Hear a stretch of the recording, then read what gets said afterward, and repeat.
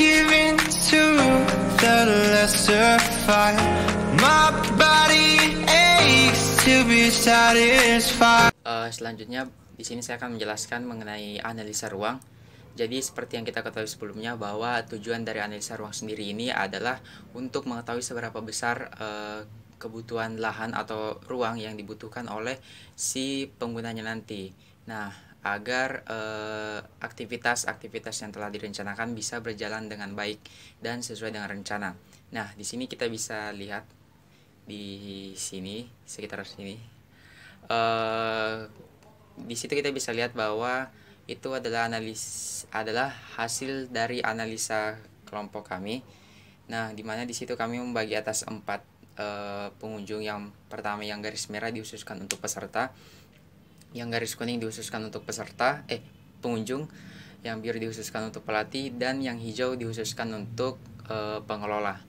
Nah, di situ kita bisa lihat bahwa parkiran merupakan tempat pertama yang dikunjungi apabila di Pusdiklat ini.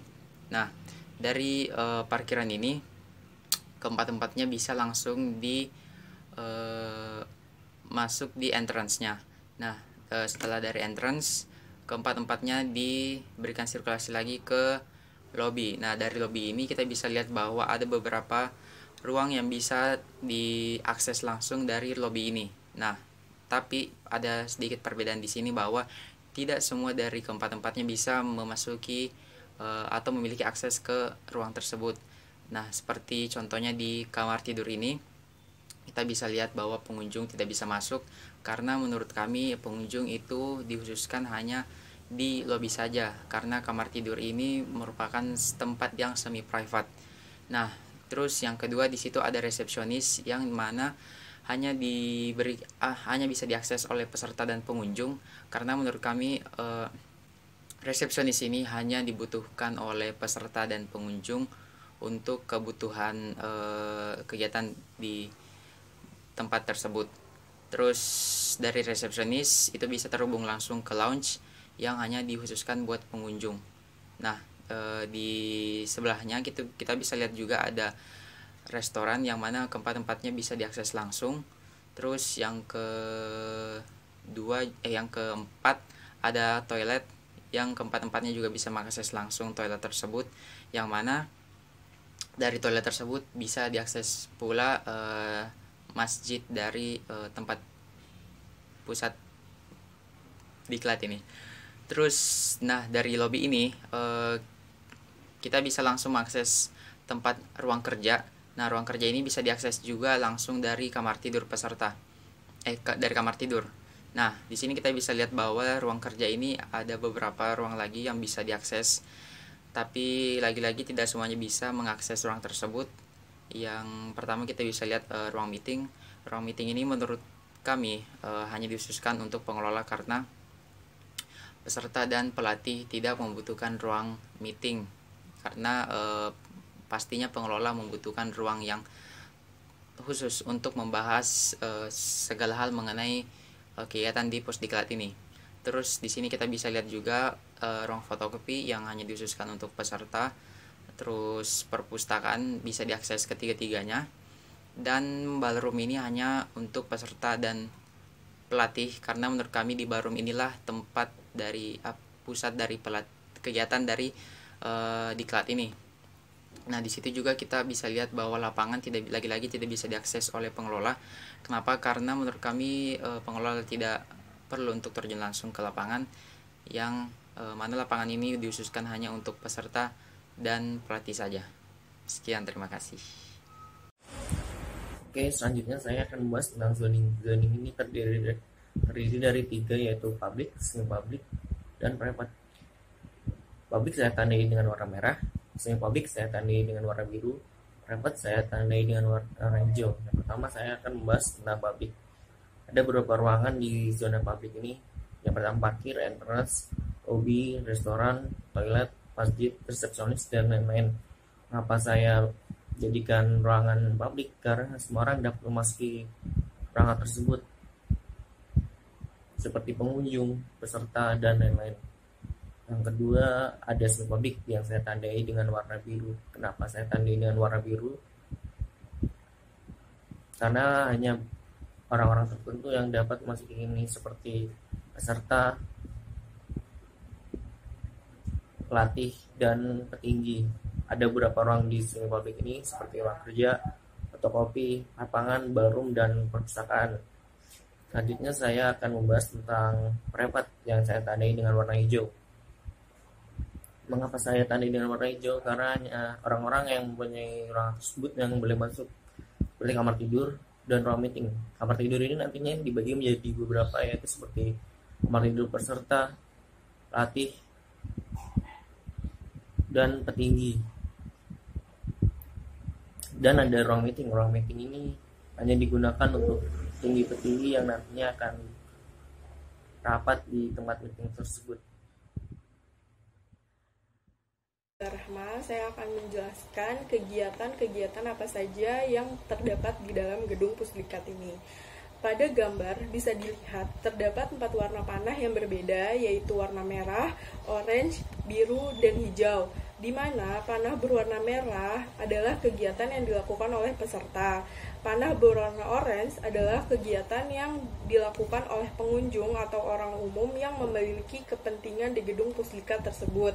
Panah berwarna biru adalah kegiatan yang dilakukan oleh pelatih, dan panah berwarna hijau adalah kegiatan yang dilakukan oleh pengelola gedung Pusdikat tersebut.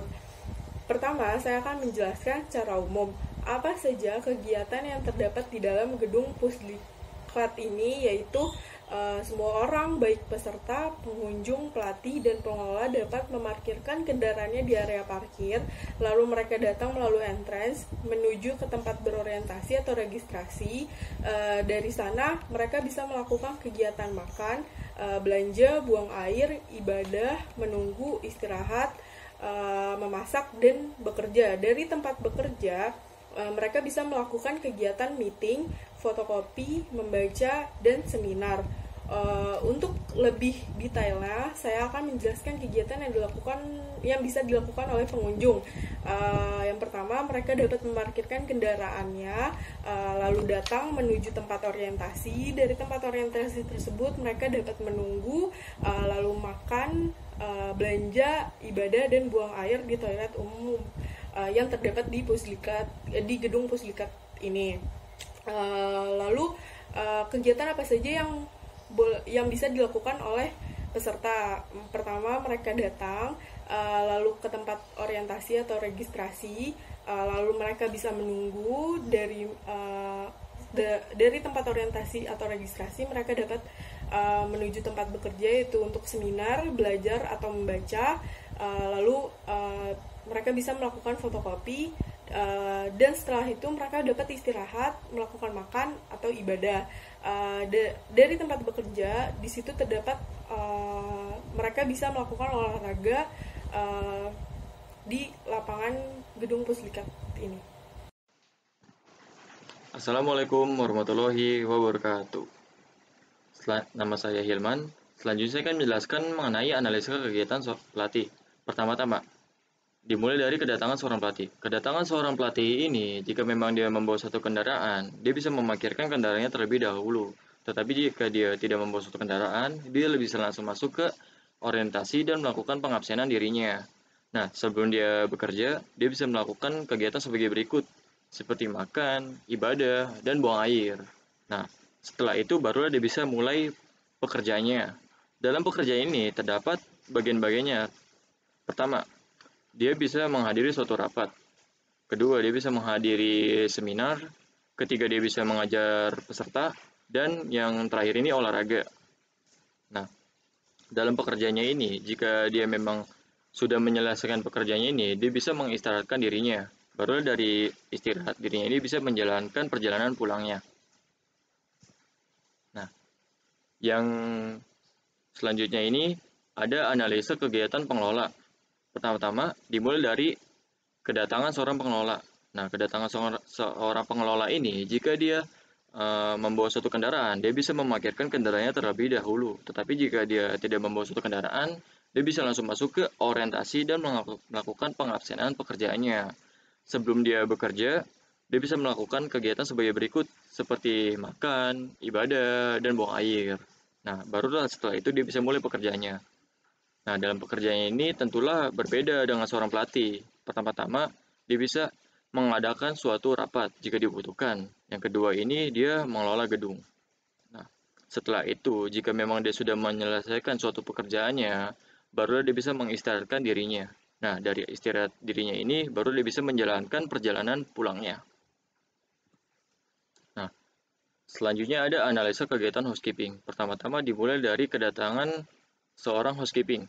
Nah, kedatangannya ini, jika dia membawa suatu kendaraan, dia bisa memarkirkan kendaraannya terlebih dahulu. Tapi jika dia tidak membawa kendaraan, dia bisa langsung masuk ke orientasi dan melakukan pengabsenan pekerjaannya. Nah, sebelum dia bekerja, tentunya dia bisa melakukan hal sebagai berikut, seperti makan, ibadah, dan buang air. Barulah dia bisa melakukan pekerjaannya. Nah, sebelum dia melakukan pekerjaannya, terlebih dahulu dia ganti baju. Nah, barulah dari situ dia menanyakan informasi ruangan. Nah, barulah setelah dia menanyakan informasi ruangan, barulah dia bisa melakukan pekerjaannya di tempat kerja. Nah, barulah jika memang dia sudah menyelesaikan pekerjaannya, dia bisa mengistirahatkan dirinya. Nah, setelah mengistirahatkan dirinya, dia terlebih dahulu ganti baju. Dari habis itu, dia bisa menjalankan perjalanan pulangnya. Selanjutnya ada analisis kegiatan kepala bagian food dan beverage. Nah, pertama-tama dimulai dari kedatangan seorang kepala bagian food dan beverage. Nah, jika kedatangan dia ini membawa satu kendaraan, dia bisa memarkirkan kendaraannya terlebih dahulu. Tetapi jika dia tidak membawa suatu kendaraan, dia bisa langsung masuk ke orientasi dan melakukan pengabsenan dirinya dalam suatu pekerjaan. Nah, sebelum dia bekerja ini tentunya sama sebagai lainnya. Seperti dia bisa melakukan makan, ibadah, dan buang air. Baru dia bisa mulai pekerjaannya. Nah, sebelum dia melakukan pekerjaannya, dia bisa ganti baju terlebih dahulu. Nah, barulah dia dari situ menyiapkan bahan dapur. Dari menyiapkan bahan dapur, dia bisa memasak. Nah, setelah dia memasak, baru dia bisa membuang sampah dapur seperti sisa-sisa makanan, sisa-sisa bahan dapur, dan lain-lain. Nah, baru dari situ dia bisa mengistirahatkan dirinya. Nah, dari istirahat ininya sebelum dia pulang terlebih dahulu dia ganti baju. Nah, dari situ dia setelah ganti baju baru dia bisa menjalankan perjalanan pulangnya. Sekian dari penjelasan saya. Wassalamualaikum warahmatullahi wabarakatuh. Baik, yang selanjutnya saya akan menjelaskan mengenai tabel kegiatan ruang yang ada di Pusdiklat ini. Nah, untuk kelompok kegiatan yang pertama ada administrasi dan tenaga kerja, yaitu zoningnya itu ruang publik, dan jenis ruangannya itu adalah lounge, dan untuk kegiatannya adalah untuk menunggu dan bersantai. Standar ukuran per meter perseginya itu ada 3,69 meter per meja. Untuk kapasitas 30 orang dan bersumber dari data arsitek dengan luas yaitu 118,8, jumlah ruangannya 1 dan dengan luas totalnya 118,8.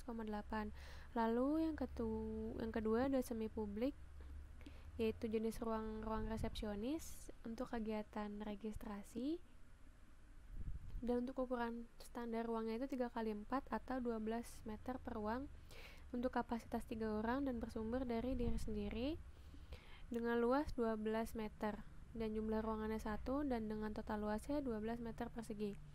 Nah, untuk selanjutnya ada publik, yaitu jenis ruangnya toilet lobby untuk kegiatan buang air dan cuci tangan.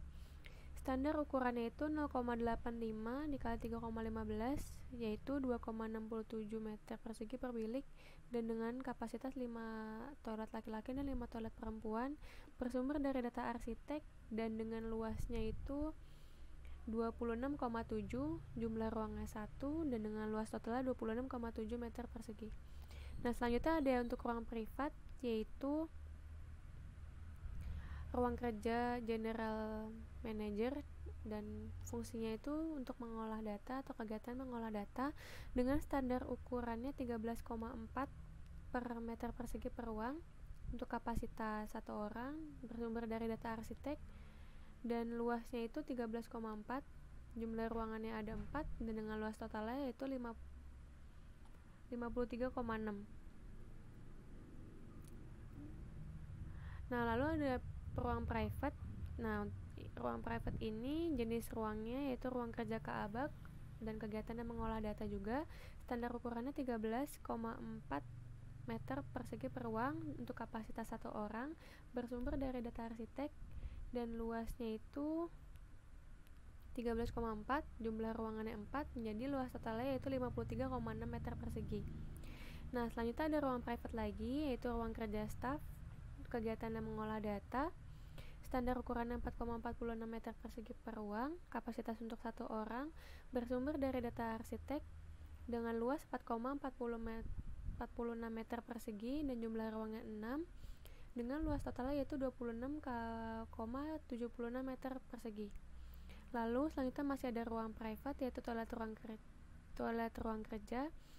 Kegiatannya untuk buang air dan cuci tangan. Standar ukurannya 0,85 dikali 3,15, yaitu 2,67 meter persegi per bilik, dengan kapasitas 1 laki-laki dan 2 perempuan, yaitu bersumber dari data arsitek, dengan luasnya 8,03 meter persegi, jumlah ruangannya 1, dan luas totalnya itu 8,03 meter persegi.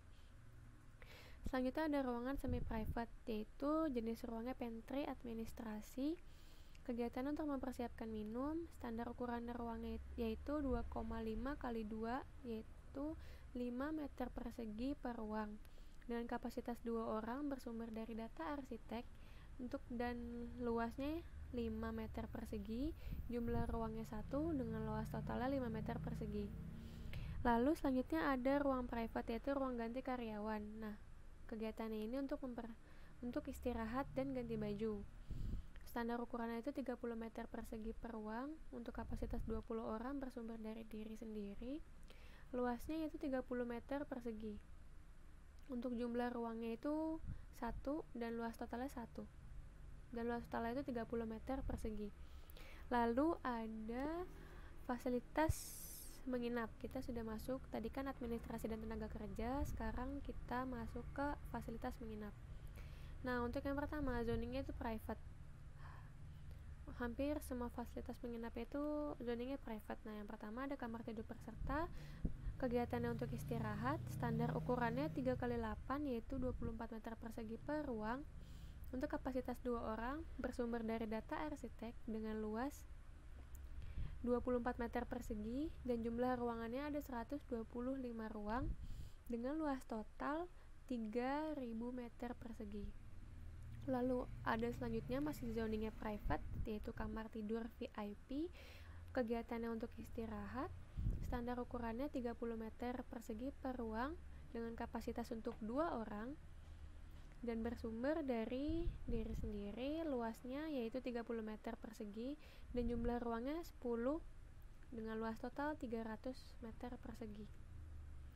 Selanjutnya ada pantry VIP. Nah, ini untuk mempersiapkan minum, dengan ukurannya 2,5 dikali 2, yaitu 5 meter persegi per ruang, kapasitas untuk 2 orang, bersumber dari data arsitek, dengan luas 5 meter persegi, dan jumlah ruangnya itu ada 10, maka luas totalnya menjadi 500 meter persegi. 50 meter persegi, maaf. Selanjutnya ada jenis ruangnya itu private lagi, zoningnya yaitu kamar mandi.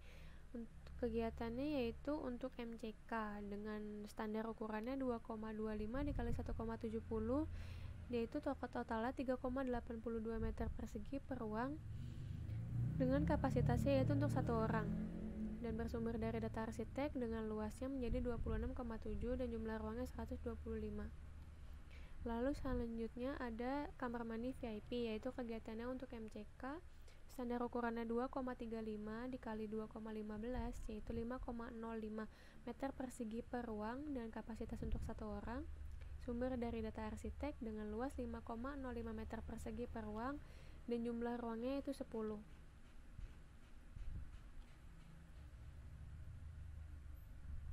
Nah, untuk tabel berikutnya yaitu ada fasilitas penunjang, dengan zoningnya ada publik dan private serta semi publik. Nah, untuk yang pertama ada publik, yaitu restoran. Semua orang bisa makan di restoran ini. Nah, kegiatannya itu makan, berkumpul juga bisa, atau sekedar meeting juga bisa. dengan ukurannya 375 meter persegi per ruang dengan kapasitas untuk 300 orang bersumber dari diri sendiri, dan dengan luasnya yaitu 227,05 meter persegi dengan jumlahnya itu 1 dan luas totalnya 227,05 meter persegi. Nah, yang selanjutnya ada ruang private yaitu dapur restoran. Kegiatan untuk memasak luasnya yaitu 56,76 meter persegi yaitu 25% dari luas restoran untuk kapasitas 10 orang bersumber dari diri sendiri, dan untuk luasnya itu 56,76 meter persegi, jumlahnya 1 dengan luas total 56,76 meter persegi. Selanjutnya ada ruang private yaitu ruang kelas, kegiatannya belajar dengan ukurannya itu 2 meter persegi per orang untuk kapasitas 40 orang dan bersumber dari diri sendiri dengan luas total yaitu 80 meter persegi dan jumlahnya itu 7 ruangan dengan luas total 560 meter persegi. Lalu selanjutnya ada zoning private, ruang studio, kegiatan untuk belajar dengan ukuran 2 meter persegi per orang untuk kapasitas 20 orang bersumber dari data arsitek dengan luas 40 meter persegi dan jumlah ruangan 3 yaitu luas totalnya menjadi 120 meter persegi.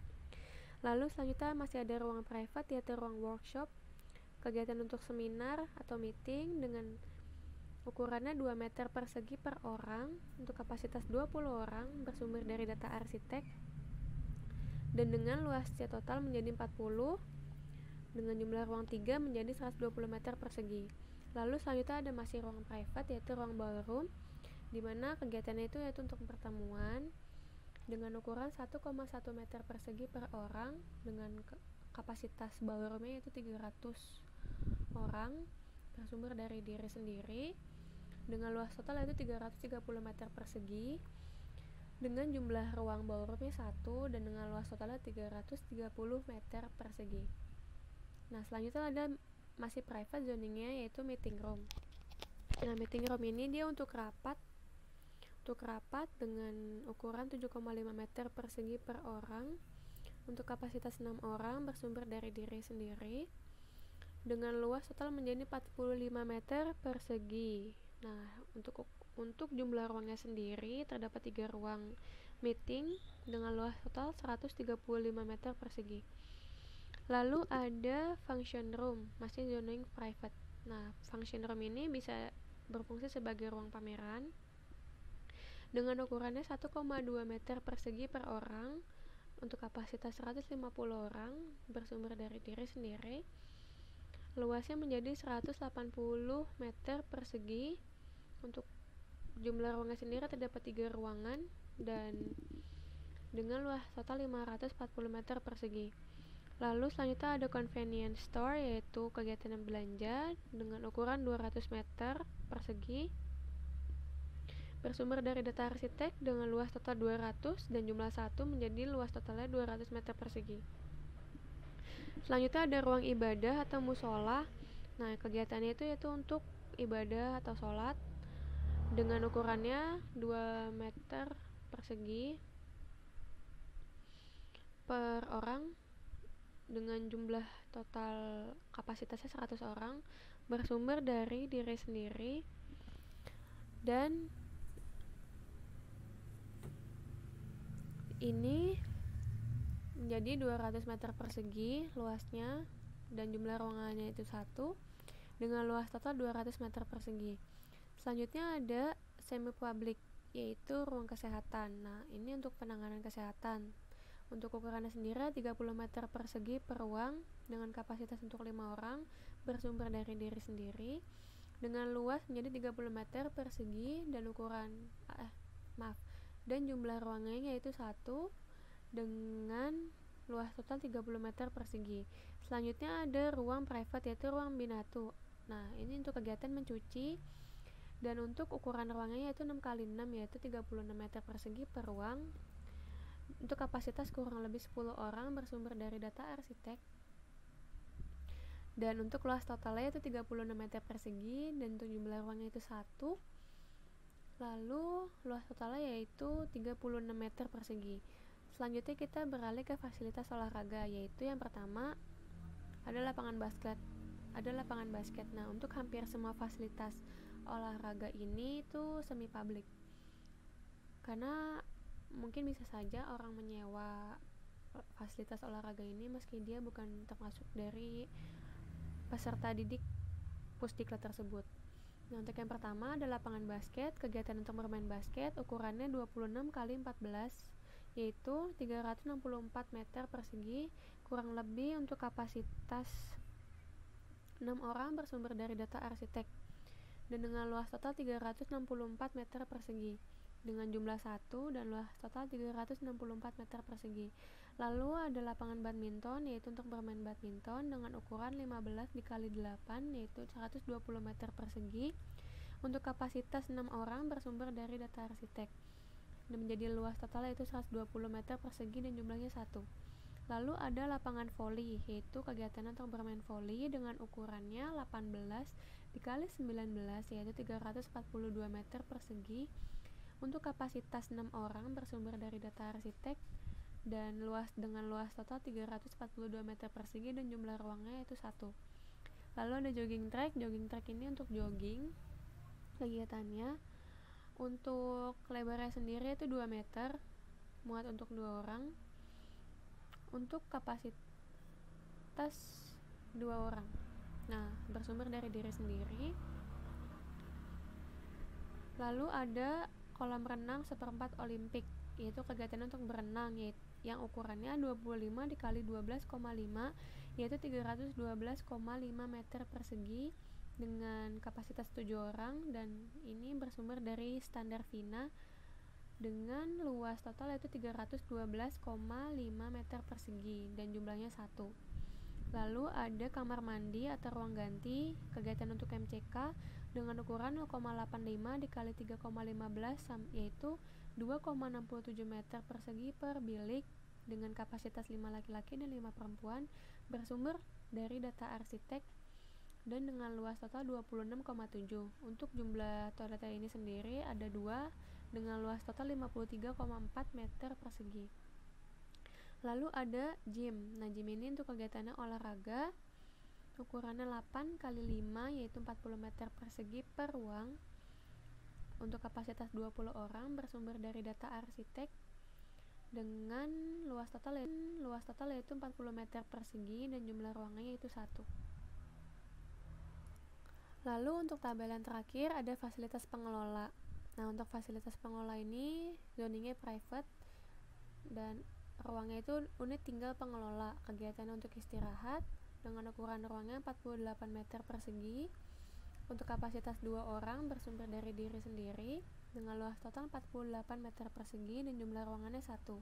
Lalu ada area parkir, yaitu zoningnya publik. Yang pertama ada parkir motor untuk parkir dengan ukurannya 0,75 x 2,25, yaitu 1,68 meter persegi dengan kapasitas untuk 50 motor, bersumber dari data arsitek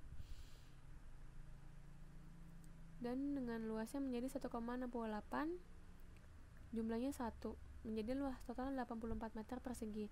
Lalu ada parkir mobil, yaitu untuk parkir dengan ukuran 2,3 x 5, yaitu 11,5 meter persegi dengan kapasitas untuk 50 mobil, bersumber dari data arsitek dengan luas menjadi 11,5 meter persegi, jumlahnya 1,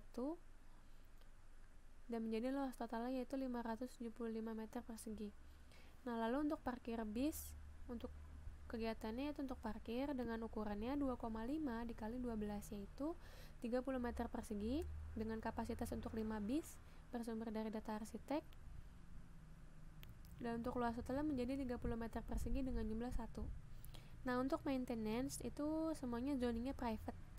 Yang pertama ada ruang pompa, ruang chiller, ruang boiler, ruang genset, ruang PLN, ruang trafo, ruang tandon, dan gudang. Nah, untuk masing-masing ruang pompa, chiller, boiler, genset, PLN, dan trafo serta tandon air itu ukurannya yaitu 1 meter persegi. dengan kapasitas untuk 3 orang, bersumber dari diri sendiri dengan luas total 3 meter persegi dan jumlahnya masing-masing 1. Lalu untuk gudang sendiri ini dia ukurannya 5 meter persegi untuk kapasitas 3 orang, bersumber dari diri sendiri, jumlahnya menjadi 3 dan luas total menjadi 15 meter persegi. Nah, dari keseluruhan kebutuhan dan kegiatan berdasarkan tabel kebutuhan ruang ini didapatkan luas total yaitu 8.160,14 meter persegi. Sekian dari saya, kurang lebihnya mohon maaf. Wassalamualaikum warahmatullahi wabarakatuh.